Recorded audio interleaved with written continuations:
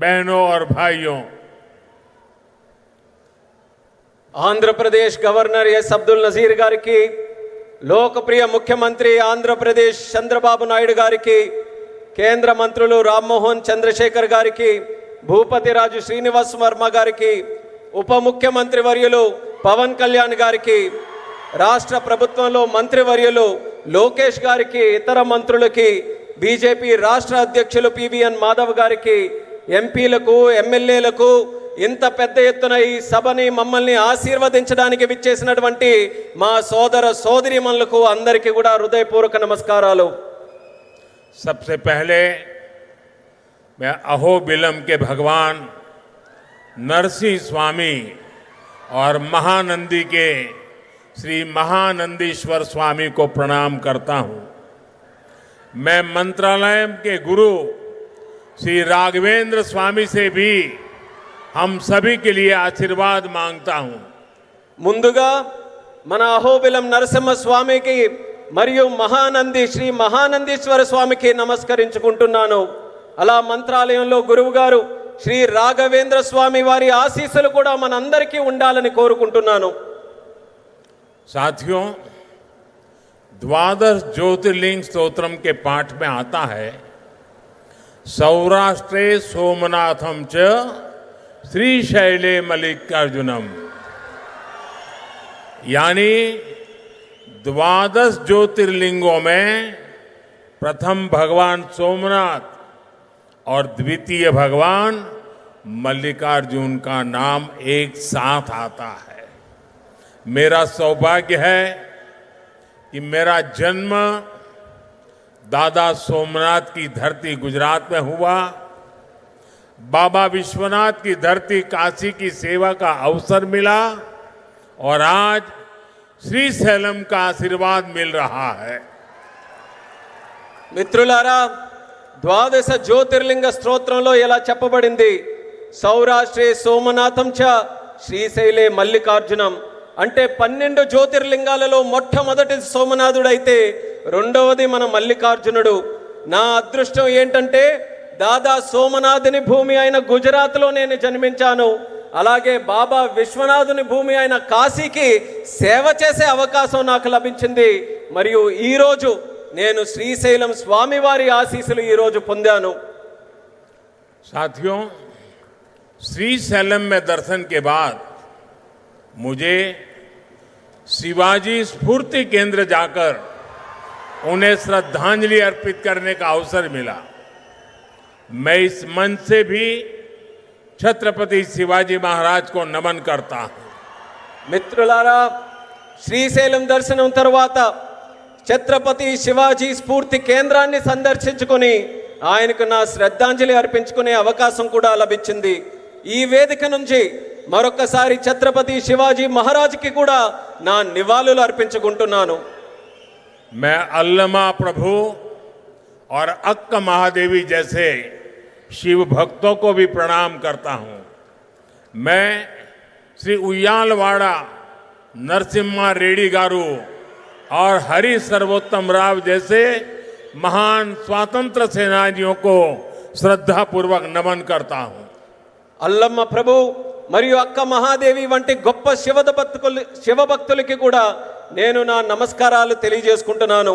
శ్రీ ఉయ్యాలవాడ నరసింహారెడ్డి గారు మరియు హరి సర్వోత్తమరావు గారు వంటి గొప్ప స్వాతంత్ర సమరయోధులకి కూడా నా శ్రద్ధాంజలి అర్పించుకుంటున్నాను.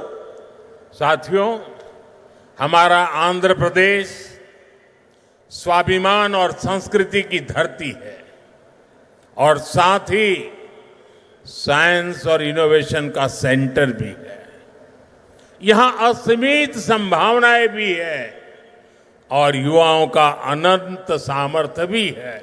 మిత్రులారా, మన ఆంధ్రప్రదేశ్ ఆత్మ గౌరవానికి మరియు సంస్కృతికి నిలయం. మరి ఇది సైన్స్కు ఇన్నోవేషన్కి కూడా ఒక కేంద్రం. ఇక్కడ అనంతమైన అవకాశాలు ఉన్నాయి మరియు ఇక్కడ యువతకి అపారమైనటువంటి శక్తి కూడా కలిగి ఉంది. आंध्र को अगर जरूरत थी तो सही विजन और सही नेतृत्व की जरूरत थी. आज चंद्रबाबू नायडू गारू और पवन कल्याण गारू के रूप में आंध्र के पास वो विजनरी लीडरशिप भी है और केंद्र सरकार का पूरा सहयोग भी है। ఆంధ్రాకి ఏదైనా అవసరం ఉంది అంటే ఒక సరైన విజన్ మరియు సరైన నాయకత్వం తాలూకు అవసరం ఉంది. నేడు చంద్రబాబు నాయుడు గారు మరియు పవన్ కళ్యాణ్ గారి రూపంలో ఆంధ్రాకి ఆ శక్తివంతమైనటువంటి నాయకత్వం ఉంది మరియు కేంద్ర ప్రభుత్వం తాలూకా పూర్తి మద్దతు కూడా లభిస్తుంది. साथियों, पिछले 16 महीनों में आंध्र प्रदेश में विकास की गाड़ी तेज गति से दौड़ रही है। डबल इंजन की सरकार में अभूतपूर्व प्रगति हो रही है। आज दिल्ली और अमरावती मिलकर तेज विकास की दिशा में आगे बढ़ रहे हैं। మిత్రులారా, గత 16 నెలల్లో ఆంధ్రప్రదేశ్లో అభివృద్ధి తాలూకా వాహనం శరవేగంగా కదులుతుంది. డబుల్ ఇంజిన్ ప్రభుత్వంలో రాష్ట్రం అపూర్వమైన ప్రగతి కూడా సాధిస్తుంది. నేడు ఢిల్లీ మరియు అమరావతి ఈ రెండు కలిసి వేగవంతంగా అభివృద్ధి వైపు ముందుకు సాగుతున్నాయి. और जैसा चंद्रबाबू ने कहा, इस तेज गति को देख करके मैं कह सकता हूं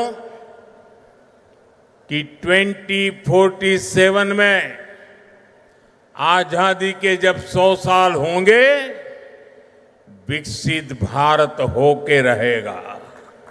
చంద్రబాబు గారు చెప్పినట్టు నేను చెప్పగలను, 2047 నాటికి ఎప్పుడైతే భారతదేశం 100 సంవత్సరాలు స్వాతంత్రం సంపాదించుకుని తయారవుతుందో ఆ నాటికి ఖచ్చితంగా ఈ భారతదేశం వికసిత భారతదేశంగా తయారవుతుంది. अभी बाबू ने बहुत ही भावना के साथ अपने विचारों को व्यक्त किया, लेकिन मैं विश्वास से कहता हूं कि 21वीं सदी हिंदुस्तान की सदी होने वाली है। ఇప్పుడు 21वीं सदी 140 करोड़ हिंदुस्तानियों की सदी होने वाली है। ఇప్పుడు బాబు గారు ఎంతో ఆవేదనతో భావాలతో మాట్లాడారు. అదే రకంగా నేను కూడా చెప్పగలను, ఈ 21వ శతాబ్దం భారతదేశం తాలూకా శతాబ్దం. ఈ 21వ శతాబ్దం భారతీయులు 140 కోట్ల భారతీయుల తాలూకా శతాబ్దం ఇది. साथियों, आज भी यहां सड़क, बिजली, रेलवे, हाईवे और व्यापार से जुड़े कई प्रोजेक्ट्स का उद्घाटन और शिलान्यास किया गया है।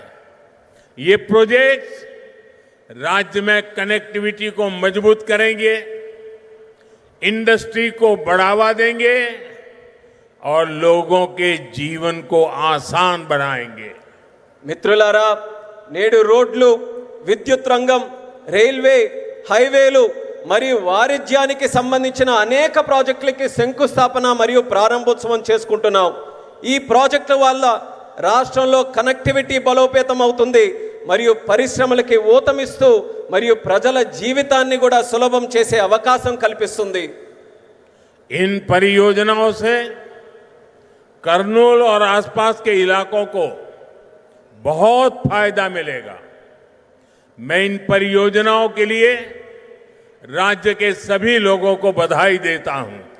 ఈ ప్రాజెక్టుల వల్ల కర్నూలు మరియు పరిసర ప్రాంతాలకు ఎంతో ప్రయోజనం చేకూరుతుంది.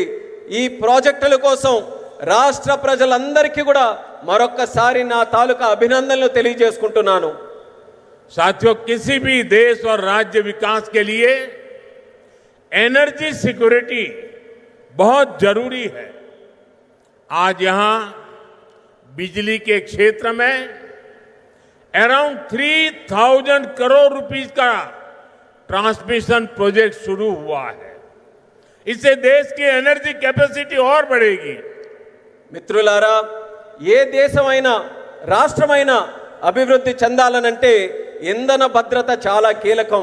నేడు విద్యుత్ రంగంలో కూడా దాదాపు 3000 కోట్ల రూపాయలు విలువైన ట్రాన్స్మిషన్ ప్రాజెక్టులు కూడా మనం ప్రారంభించుకుంటున్నాం. దీని ద్వారా దేశం తాలూకా ఇంధన సామర్థ్యం కూడా మరింత పెరగబోతుంది.